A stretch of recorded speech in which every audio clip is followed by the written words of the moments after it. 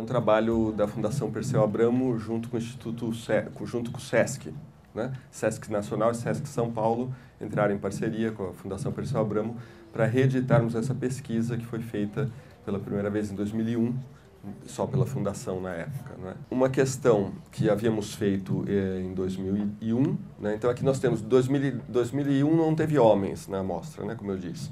Portanto, sempre a coluna de homens vai se referir só ao dado de 2010. Então, gostaria de saber o que você pensa sobre política. Na sua opinião, política é uma coisa muito importante, mais ou menos importante ou nada importante? Então, a gente vê um crescimento aqui de 10 pontos nas respostas das mulheres em relação ao reconhecimento da importância da política, particularmente aqui no muito importante, que subiu para 14 pontos. Ainda que os homens ainda digam 57 de muito importante contra 52 das mulheres. E o nada importante entre as mulheres aqui caiu 6 pontos e é a mesma taxa dos homens, 17% consideram nada importante. Tem que ir tentando aqui, não é isso? Qual é o grau? Você diria que o que acontece na política tem influência ou não na sua vida? Né? Então, a política influi, a percepção de que a política influi a vida das pessoas, das mulheres, aqui em cima, subiu de 55% para 63%. Né? E, no entanto, de novo, temos uma diferença aqui. Os homens, 76% dos homens, ou seja, 2 de cada 3 mulheres contra 3 de cada 4 homens, dizem que sim, a política tem influência sobre suas vidas. Mas todos os dados que a gente vai ver, de modo geral, a evolução, em sua maioria, é uma evolução positiva comparando 2001 com 2010. No entanto, esse aqui é justamente uma exceção, falei isso imediatamente antes da exceção, que é o seguinte: e você tem influência ou não na política? Caiu a percepção das mulheres, já era minoritário, né? Então a primeira pergunta que é: a política influencia na sua vida? Agora é o inverso, você influencia na política? Né? Então houve uma redução na percepção aqui de 7 pontos, né? Já era menos da metade, ficou 1/3. E também ela é menos da metade, embora mais alta, entre os homens. Isso nos fala, evidentemente, ao termos a comparação com os homens, não o problema da percepção das mulheres, isso nos deve levar a refletir sobre as nossas instituições, né, e os canais efetivos de participação que existem. A política seria melhor se tivessem mais mulheres em postos importantes. 70% das mulheres concordaram com essa frase, contra 49% dos homens. Candidato negro ou negra, a grande maioria, 96%, declara, tanto entre homens, 94 dos homens, 96 das mulheres, dizem que votariam, que poderiam votar. Mulher, 92 e 91, não deu diferença. Um dado muito parecido, né? Muito parecido com o que o José Eustáquio mostrou aqui. Os que dizem que não votariam, o restante aqui, 8% e 9% aqui dos homens. Em um candidato que fosse homossexual, gay ou lésbica, aí já cai os que votariam para 63 entre as mulheres, 59 entre os homens. A favor da união civil de pessoas do mesmo sexo, 52 das mulheres, 46 dos homens apenas. Isso vai reforçando também aquilo que o José Eustáquio falou, que nessas questões as mulheres tendem a ser menos conservadoras do que os homens.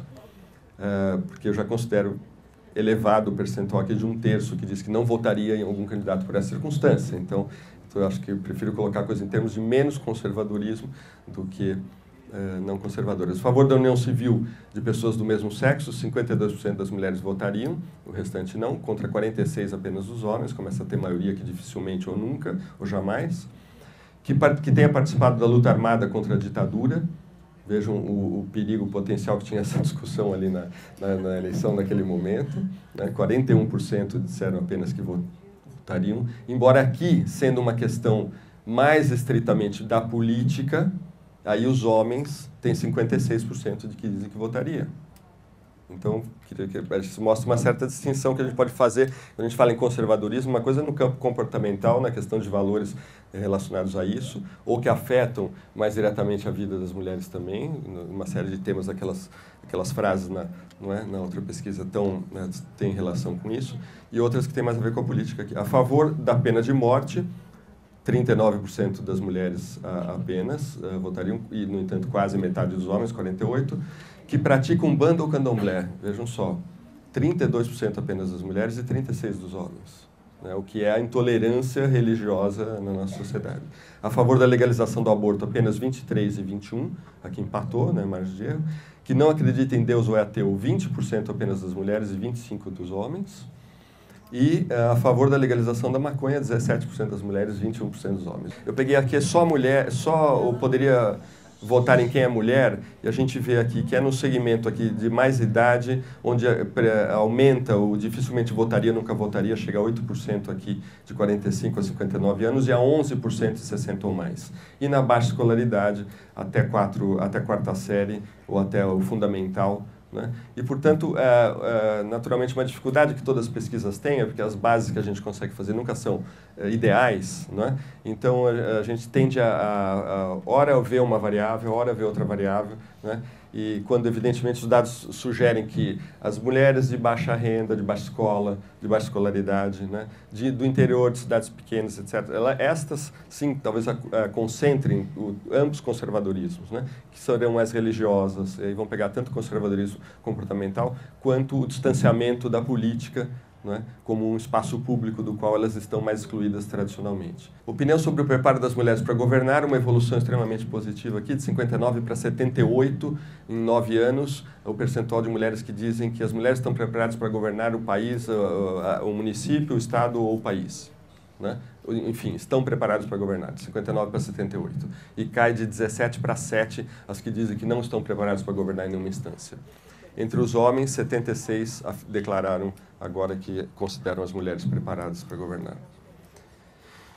E 7 que não, contra 10 que não, contra 7 das mulheres. Características que as mulheres deveriam ter para estarem preparadas para governar. Isso foi uma pergunta aberta, né? Portanto, que foi codificada, aquele processo de juntar as perguntas, as respostas, etc., criar categorias e tal. Bom, tem que estar bem informadas das necessidades da população, ouvir o povo, respostas aqui das mulheres, 11%, dos homens, 7%. A gente vai ver, elas foram agrupadas, o conjunto de respostas aqui, no que a gente poderia chamar de características político-administrativas, né? Onde as mulheres, a maior parte das respostas das mulheres foram nessa direção, né? Conhecer, resolver os problemas da cidade, do estado, do país, ter sabedoria política, saber administrar, ter capacidade, cumprir o que promete, não ser corrupta, ter vivência ou experiência política. Aqui aparece um contraste maior, os homens terem citado isso mais, 10-4. Não se deixar manipular pelos homens, governar com seriedade, com responsabilidade e por aí vai. Tudo isso foi agrupado em características político-administrativas. Aqui continuam com frequência menor, e o que se colocou como características, assim, digamos, psicológicas individuais, de novo, as mulheres deram mais respostas, não há um dado em que os homens tenham dito mais, apenas que as mulheres elencaram mais respostas, já que era uma pergunta aberta que elas poderiam dar mais razões, né? Então, ter pulso firme, ser firme, ter voz ativa, 14% das mulheres disseram isso espontaneamente. Ser honesta, íntegra, doce, ter boa formação, bastante estudo, ensino superior, ser determinada, ter mais força de vontade, mais garra, 11, ser inteligente, 7, ter personalidade, opinião própria, 6, ser segura, 5, ser corajosa, destemida, 4, trabalhadora, lutadora, verdadeira, sincera, ter sensibilidade, ser caridosa, amorosa, 2, enfim. Respostas que foram na direção de ações de governo, né? Tem que ter ações voltadas para ajudar os pobres, né? Os mais necessitados, etc. Ainda programas, o que poderia ser classificado como programas de governo, ver se aparece. Cuidar da saúde, né? Investir em saúde, investir em 6%, os homens 4%, investir em educação, 5,5%, cuidar do emprego, 3%, habitação, 2%, segurança, 1%. E respostas do tipo, não, está bem do jeito que as mulheres são, não precisa fazer nada em particular. Foi a resposta de 5% das mulheres e 11% dos homens. Por que você acha que tem menos mulheres na política? Né? E aqui, de novo, as respostas abertas foram codificadas e classificadas em alguns grupos. Aqui nesse primeiro grupo, que nós classificamos como remetem ao machismo, à discriminação decorrente do machismo. O homem acha que a mulher não tem competência, capacidade, não sabe administrar. 15% das mulheres justificaram a menor participação de mulheres na política por respostas desse tipo. diretamente falando por causa do machismo, 13, porque os políticos homens não aceitam mulheres no governo, dificultam a entrada delas, 6, as pessoas acham que o lugar de mulher é na cozinha, cuidando dos filhos em casa, 4, política é coisa de homem, afirmação de 3% das mulheres, o homem não admite ter mulher no poder, 2, a própria mulher não vota em mulher, 2, e assim por diante. Falta de interesse, respostas agrupadas na categoria falta de interesse, elas mesmas não têm interesse, era a principal resposta desse grupo, com 12%. Por conta de preconceito ou discriminação, falando de forma genérica, mas sem remeter aos homens, deu um total de 13% das respostas também. Ou seja, aí que fica evidente, não é, como é típico de um fenômeno de opressão, como muitas mulheres, né, internalizam os valores, né, hegemônicos da opressão da própria mulher. Era a nossa expectativa encontrar mais referências a dificuldades, vamos dizer assim, do ponto de vista materiais, estruturais, né? Porque a hipótese que a gente vem trabalhando é que esse distanciamento, a exclusão da mulher, muitas vezes se dá por força das circunstâncias, né, da própria questão da dupla jornada, etc. A gente vai ter dados na pesquisa, de alguma forma, para cruzar com isso, com o peso que efetivamente que cada mulher declarou, né, ter nesse campo, e ver o quanto que isso pode ajudar também a explicar essas questões. Bem, aqui fechando, só para vocês verem, naquele momento da pesquisa, era praticamente quando estavam empatados, Dilma estava um pouquinho à frente, já que a gente pegou no começo de agosto até cerca do dia 20, estava 35 a 30 para ela no primeiro turno, na simulação do segundo turno 41 a 37, na espontânea 21 a 16. Naquele momento, 1 de cada 5 homens ainda não sabia que Dilma era candidata do Lula e 1 de cada 3 mulheres, 34% não sabia. Como também era esperado, a força do apelo da continuidade do governo Lula pelo reconhecimento do seu governo, era a principal razão dos eleitores, das eleitoras aqui da Dilma, estamos falando só das mulheres. Então, vai dar sequência à continuidade dos projetos, programas políticos do governo Lula, 1/3 das respostas, 33%. Por causa do Lula, do apoio do Lula, é candidata dele, vai ter o Lula no comando, é recomendada pelo Lula, 24%. É de longe as principais respostas. O Serra tinha o quê? Porque vai cuidar da saúde, 23%. E esse também é um fator que talvez deva ser levado em conta quando a gente pega a diferença de voto que ele teve até o final, o fato de, entre as mulheres, a diferença pró-Dilma ter sido menor, pelo apelo que esse tema, evidentemente, tem para as mulheres no seu cotidiano, já que são elas que além de cuidar mais da própria saúde do que os homens, cuidam da saúde dos filhos, dos idosos, etc. Características pessoais. 22% das mulheres disseram, em resposta espontânea a essa pergunta, que está votando na Dilma por ela ser mulher. 1/5 era a resposta múltipla, né?